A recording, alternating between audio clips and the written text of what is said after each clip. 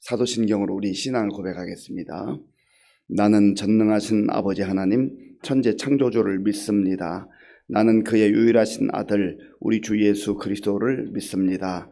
그는 성령으로 잉태되어 동정녀 마리아에게서 나시고 본디오 빌라도에게 고난을 받아 십자가에 못 박혀 죽으시고 장사된 지 사흘 만에 죽은 자 가운데서 다시 살아나셨으며 하늘에 오르시어 전능하신 아버지 하나님 우편에 앉아 계시다가 거기로부터 살아있는 자와 죽은 자를 심판하러 오십니다.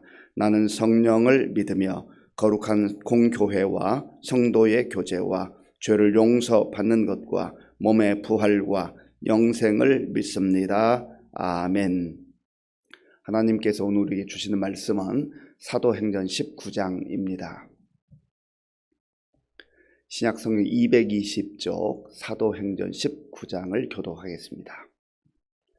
아볼로가 고린도에 있을 때에 바울이 윗지방으로 다녀 에베소에 와서 어떤 제자들을 만나 이르되 너희가 믿을 때에 성령을 받았느냐? 이르되 아니라 우리는 성령이 계심도 듣지 못하였노라.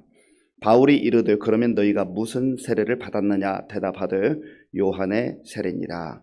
바울이 이르되 요한이 회개의 세례를 베풀며 백성에게 말하되 내 뒤에 오시는 이를 믿으라 하였으니 이는 곧 예수라 하거늘 그들이 듣고 주 예수의 이름으로 세례를 받으니 바울이 그들에게 안수하매 성령이 그들에게 임하심으로 방언도 하고 예언도 하니 모두 12사람쯤 되니라. 바울이 회당에 들어가 석 달 동안 담대히 하나님 나라에 관하여 강론하며 권면하되 어떤 사람들은 마음이 굳어 순종하지 않고 무리 앞에서 이 도를 비방하거늘 바울이 그들을 떠나 제자들을 따로 세우고 두란노 서원에서 날마다 강론하니라. 2해 동안 이같이 하니 아시아에 사는 자는 유대인이나 헬라인이나 다 주의 말씀을 듣더라.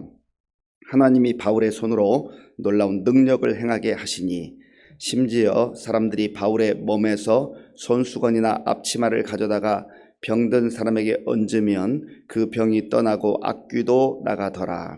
이에 돌아다니며 마술하는 어떤 유대인들이 시험삼아 악귀 들린 자들에게 주 예수의 이름을 불러 말하되 내가 바울이 전파하는 예수를 의지하여 너희에게 명하노라 하더라. 유대의 한 제사장 스게와의 7 아들도 이 일을 행하더니 악귀가 대답하여 이르되 내가 예수도 알고 바울도 알거니와 너희는 누구냐 하며 악귀 들린 사람이 그들에게 뛰어올라 눌러 이기니 그들이 상하여 벗은 몸으로 그 집에서 도망하는지라. 에베소에 사는 유대인과 헬라인들이 다 이 일을 듣고 두려워하며 주 예수의 이름을 높이고 믿은 사람들이 많이 와서 자복하여 행한 일을 알리며 또 마술을 행하던 많은 사람이 그 책을 모아 가지고 와서 모든 사람 앞에서 불사르니 그 책값을 계산한 즉 은 5만이나 되더라. 이와 같이 주의 말씀이 힘이 있어 흥왕하여 세력을 얻으니라.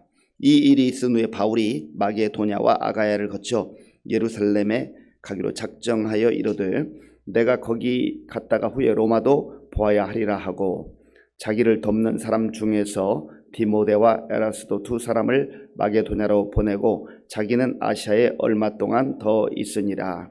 그때쯤 되어 이 도로 말미암아 적지 않은 소동이 있었으니 즉 데메드리오라 하는 어떤 은장색이 은으로 아데미의 신상 모형을 만들어 직공들에게 적지 않은 벌이를 하게 하더니 그가 그 직공들과 그러한 영업하는 자들을 모아 이르되 여러분도 알거니와 우리의 풍족한 생활이 이 생업에 있는데 이 바울이 에베소뿐 아니라 거의 전 아시아를 통하여 수많은 사람을 권유하여 말하되 사람의 손으로 만든 것들은 신이 아니라 하니 이는 그대들도 보고 들은 것이라.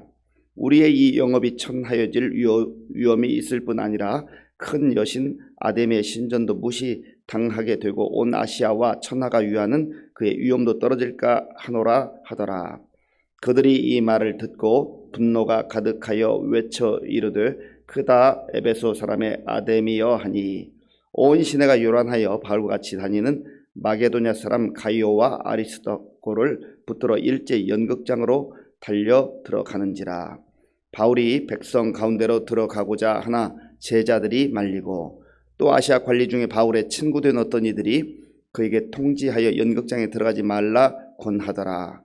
사람들이 외쳐 어떤 이는 이런 말을 어떤 이는 저런 말을 하니 모인 무리가 분란하여 태반이나 어찌하여 모였는지 알지 못하더라. 유대인들이 무리 가운데서 알렉산더를 권하여 앞으로 밀어내니 알렉산더가 손짓하여 백성에게 변명하려 하나 그들은 그가 유대인인 줄 알고 다 한 소리로 외쳐 이르되 그다 에베소 사람의 아데미여 하기를 2시간이나 하더니 서기장이 무리를 진정시키고 이르되 에베소 사람들아 에베소 시가 큰 아데미와 제우스에게서 내려온 우상의 신전지기가 된 줄을 누가 알지 못하겠느냐. 이 일이 그렇지 않다 할 수 없으니 너희가 가만히 있어서 무엇이든지 경솔이 아니하여야 하리라. 신전의 물건을 도둑질하지도 아니하였고 우리 여신을 비방하지도 아니한 이 사람들 너희가 붙잡아 왔으니 만일 데메드리오와 그와 함께 있는 직공들이 누구에게 고발할 것이 있으면 재판날도 있고 총독들도 있으니 피차 고소할 것이요 만일 그 외에 무엇을 원하면 정식으로 민회에서 결정할지라. 오늘 아무 까닭도 없는 이 일에 우리가 소요 사건으로 책망받을 위험이 있고 우리는 이 불법 집회에 관하여 보고할 자료가 없다 하고 이에 그 모임을 흩어지게 하니라. 아멘. 바울은 3번에 걸쳐서 전도 여행을 했습니다. 곳곳 도시를 다니면서 하나님의 복음을 전하고 성령님의 인도하심에 따라서 교회를 세우는 일을 했습니다. 18장 어제 묵상했던 18장 23절부터 바울의 3차 전도 여행이 시작이 됩니다. 18장 23절을 제가 읽어보겠습니다. 얼마 있다가 떠나 갈라디아와 부르기아 땅을 차례로 다니며 모든 제자를 굳건하게 하니라. 아멘. 갈라디아와 부르기아를 거쳐서 이제 에베소에 이르게 되는데 곳곳을 다니면서 주의 제자들 이제 복음을 듣고 예수님을 믿게 된 사람들 교회를 방문해서 그들의 믿음을 굳건하게 하고 이제 성도로서 또 신자로서 제자로서 성숙해 가기를 이제 했던 것입니다. 오늘 19장에서는 주로 에베소에서 있었던 사역이 중점적으로 다루어지고 있습니다. 1절부터 20절까지 에베소의 사역을 이제 누가가 기록을 하고 있습니다. 1절 말씀, 2절 말씀, 1절과 2절을 우리 함께 읽겠습니다. 아볼로가 고린도에 있을 때에 바울이 윗지방으로 다녀 에베소에 와서 어떤 제자들을 만나 이르되 너희가 믿을 때 성령을 받았느냐 이르되 아니라 우리는 성령이 계심도 듣지 못하였노라. 아멘. 바울은 에베소에서 대략 3년 정도 머물면서 복음을 전하고 또 제자들에게 지속적으로 하나님의 말씀 성경을 가르쳤습니다. 바울이 어느 한 지역에서 이렇게 오래 머문 경우가 드뭅니다. 그런데 에베소에서 특별히 하나님의 인도하심을 따라 오래 머물면서 복음을 전했던 것입니다. 그런데 에베소에 다시 와서 제자들을 만나서 이 사람들은 제자들은 이미 예수님을 믿는 사람들입니다. 예수님을 믿고 하나님의 자녀들로 살아가고 있는데 그들에게 물었습니다. 너희가 믿을 때 성령을 받았느냐? 너희가 믿을 때 성령을 받았느냐? 이런 질문을 했습니다. 그러니까 제자들이 우리는 성령이 있다는 것도 듣지를 못했습니다라고 대답을 했습니다. 우리가 신앙생활을 하면서 하나님의 말씀을 균형 있게 배우는 것이 중요합니다.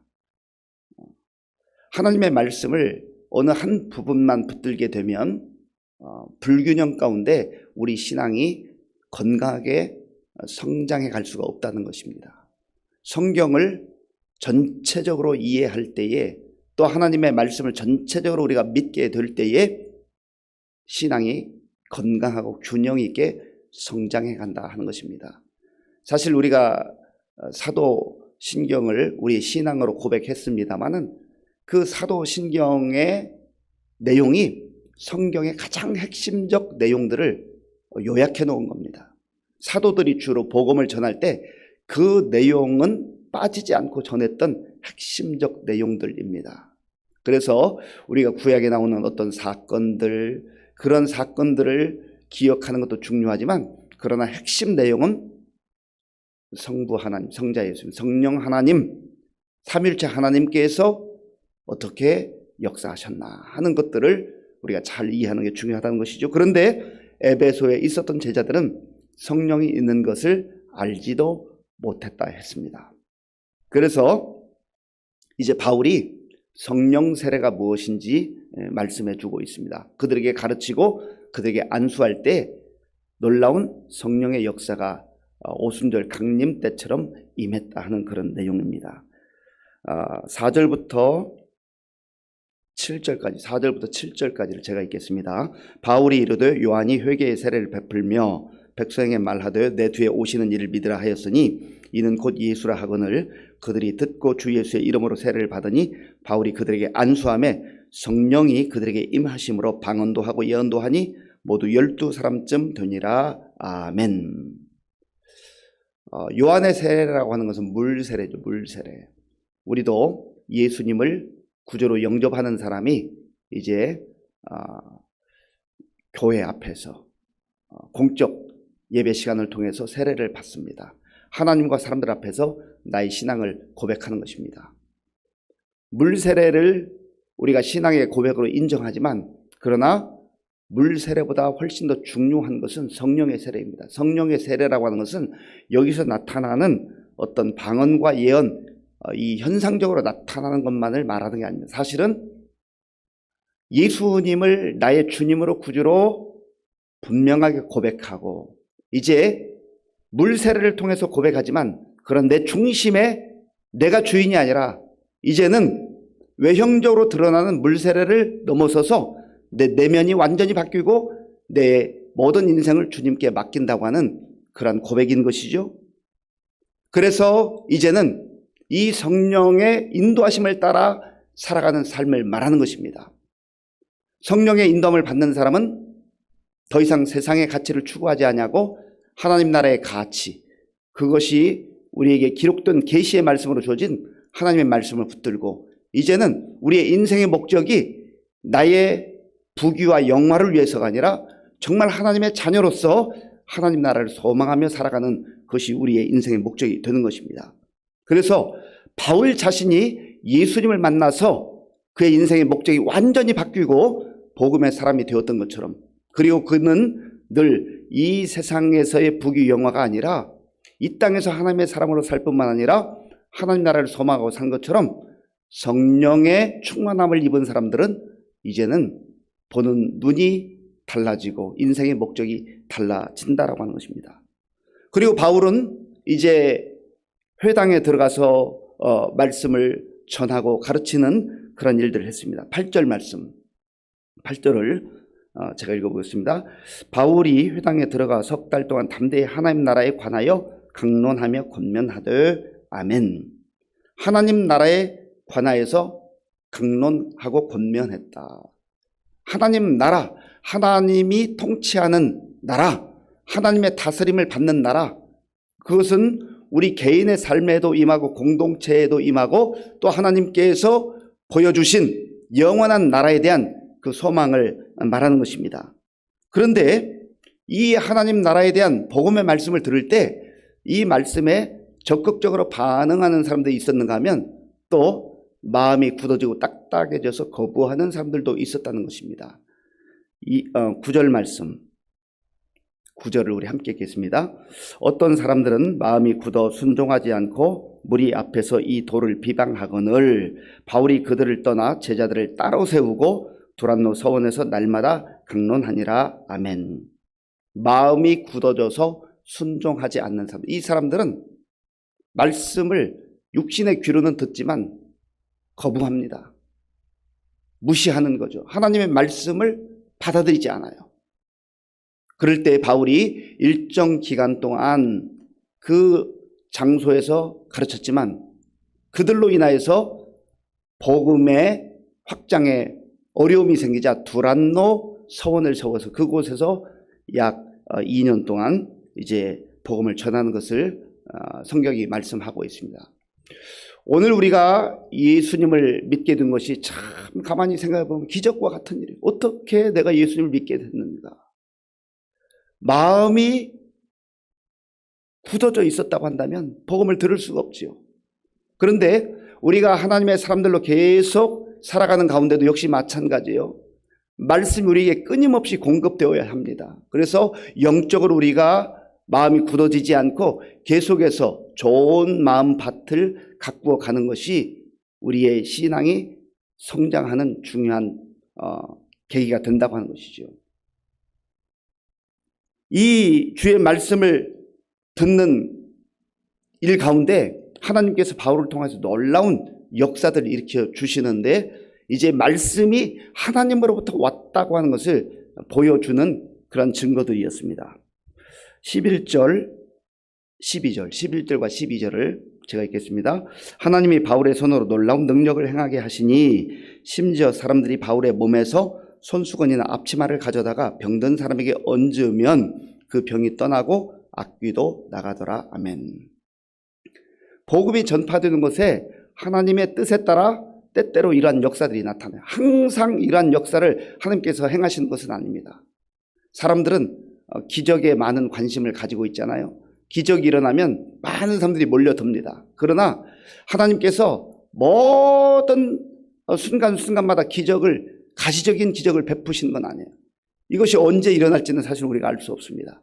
그러나 중요한 것은 하나님의 복음이 전파될 때 이러한 역사들이 나타난다는 것이죠.